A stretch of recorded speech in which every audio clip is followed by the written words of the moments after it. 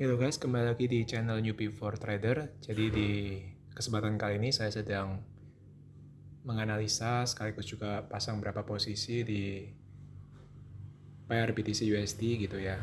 Dan saya memasang berapa posisi karena saya melihat bahwa kalau kita perhatikan di time frame H1 ini sebetulnya candle sedang berada di area MA510 high.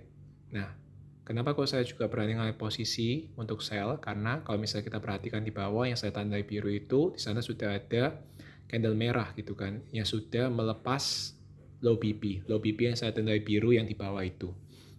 Nah, kalau sudah ada candle merah yang sudah melepas low BP, harusnya market akan retest ke MA510 low, MA510 high yang saya tandai itu. Nah, setelah candle bergerak ke arah MA510, maka market akan melanjutkan penurunannya. Maka candle itu akan berbalik menjadi candle bearish gitu kan. Dan kalau misalnya kalian perhatikan, saya sudah memasang TP di area 82.970. Nah, kita juga perhatikan di time frame M30. Nah, di sana kita juga melihat kesamaan dengan time frame M15 bahwa sudah ada candle merah yang melepasi low BP.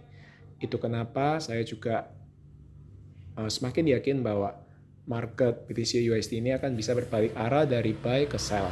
Tetapi kalau misalnya kita perhatikan di time frame H4, di sana sebetulnya ada MA510 high yang masih belum disentuh oleh candle. Karena itu harusnya ada potensi bahwa candle ini akan bergerak hingga ke arah kotak yang saya sudah tandai. Market akan mempunyai potensi ke sana sebelum akhirnya market akan kembali turun ke bawah. Itu kenapa kalau misalnya kita perhatikan hingga sekarang, kenapa kok walaupun di time frame kecil harusnya market sudah koreksi ke bawah, tapi kenapa kok market masih memiliki kekuatan untuk naik? Karena sebetulnya di time frame H4 ada MA510 high. Nah, kita kembali lagi ke time frame M30 dan juga time frame M15. Di sini kita lihat sebetulnya market sudah hilang volume ya, sudah membentuk MHV. Itu kenapa kalau misalnya sudah ada MHV, harusnya market tidak akan lagi melanjutkan penurunannya, tidak akan melanjutkan penaikannya, tapi akan melanjutkan penurunannya. Dan di sini kita bisa perhatikan bahwa saya sudah membuat akun real, dan kalau misalnya kita lihat di sana akunnya adalah USC. Jadi USC itu berbeda dengan USD guys, karena USC itu lebih kecil daripada USD. Kalau misalnya kita mau lihat di Google, ya saya sudah cek juga bahwa di Google $1 itu sama dengan 100 sen gitu kan. Jadi memang nominalnya kecil, tetapi seperti nama channel saya guys, bahwa saya itu adalah newbie trader. Jadi di sini poin penting saya bukanlah untuk mencari profit, tetapi untuk menguji strategi, apakah strategi saya ini sudah berhasil atau tidak. Nah, kalau misalnya kita masih berlatih dan menguji strategi, sebelumnya kita hanya buka di akun demo, tapi sekarang mulai beralih di akun real, karena kita mungkin sudah cukup yakin dengan strategi kita, maka saya sarankan dari akun demo, kalian berpindah ke akun real, ada baiknya bila kita mencari broker yang punya akun sen. Karena di akun sen ini, $1 itu kan sama dengan 100 sen gitu kan. Jadi walaupun kita cuma top up kecil, top up dengan nominal yang kecil, tapi karena kita pakai akun sen, maka saldo kita itu seperti besar gitu kan. Jadi kita punya posisi, kita bisa memasang posisi yang lebih banyak di dalam trading dan kita nggak perlu takut untuk kehilangan uang yang besar.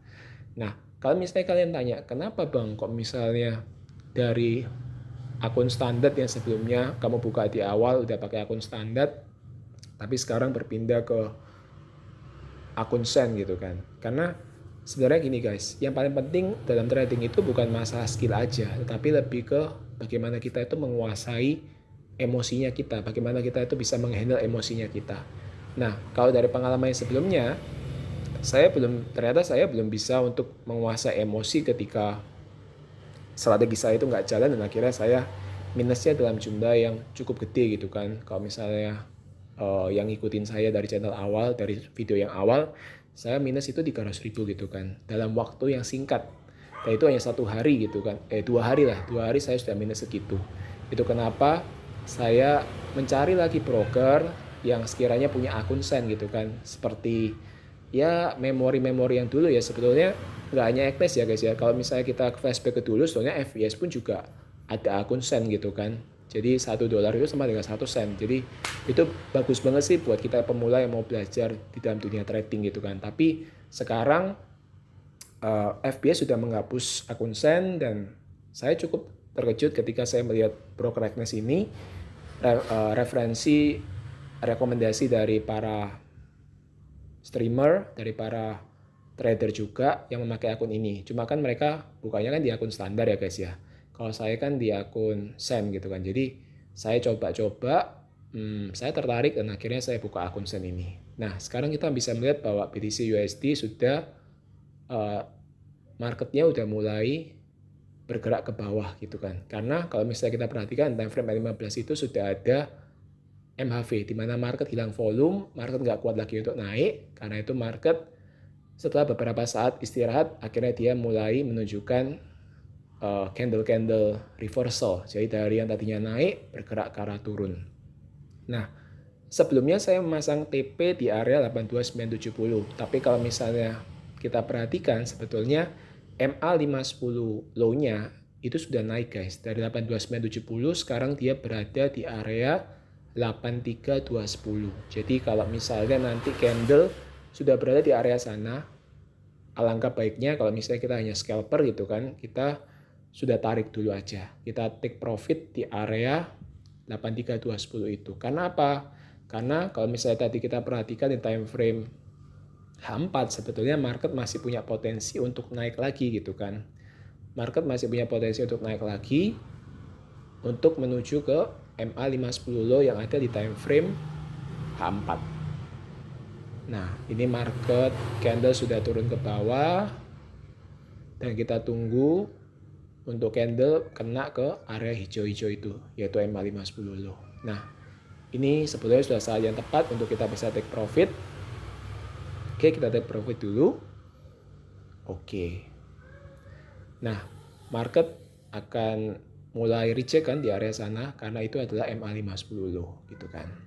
Kenapa kok saya tidak membiarkan candle mengenai TP saya? Karena itu tadi guys, karena aturannya adalah kita TP yang paling aman adalah di area MA510 low. Apalagi tadi kita juga melihat di time frame H4 ada doji yang gede banget ya guys ya. Karena itu market masih punya potensi untuk bisa naik ke arah 83875, kota yang saya sudah tandai. Jadi masih rawan banget. Itu kenapa kalau misalnya candle sudah bergerak di area MA510 low di time frame kecil, kita bisa amankan dulu posisi yang kita sudah pasang, tunggu kesempatannya lebih baik. Dan kalau misalnya kalian adalah tipe yang bukan scalper, yang mencari keuntungan yang lebih besar marginnya, kalian bisa tunggu hingga market bergerak ke area 83875, baru kalian bisa pasang posisi untuk sell gitu kan. Itu akan lebih aman dan profit yang kalian bisa raih itu akan lebih besar dibandingkan scalper gitu kan.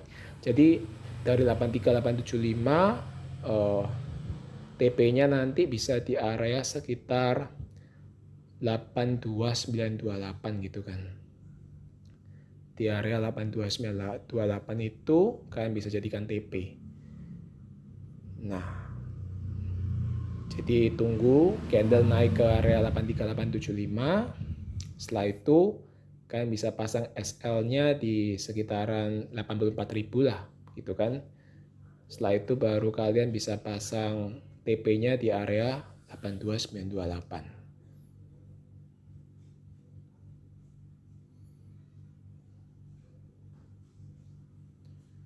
Nah, ini kalau kita lihat market masih volatile, masih turun ke bawah.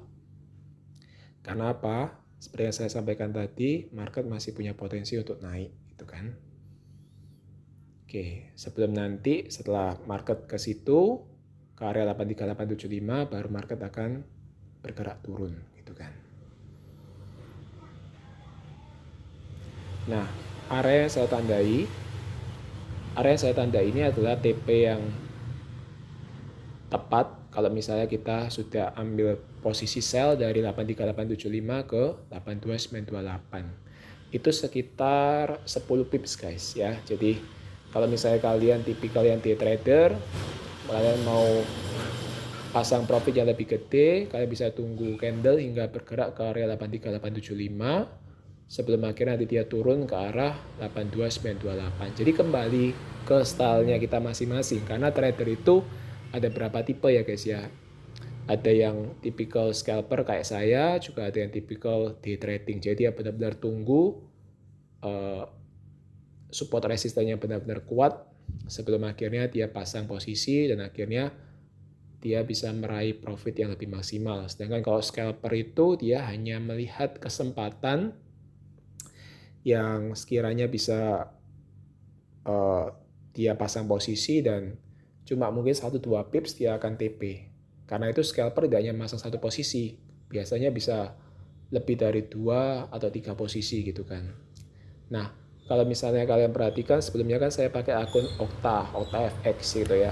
Dengan saldo 1 juta itu ternyata masih hanya bisa pasang satu posisi gitu kan guys. Jadi itu yang membuat saya akhirnya berpikir untuk mencari broker lain dengan nominal top up yang saya ambil, maka saya bisa memasang banyak posisi dan ternyata bisa gitu kan. Nah, ini kalau misalnya kalian perhatikan tadi, itu adalah profit yang saya sudah TP dengan menggunakan akun Sen ini. Jadi sedikit-sedikit lama-lama jadi bukit guys. Kembali lagi ke poin awalnya bahwa kita tidak mencari profit, tapi kita sedang berhati.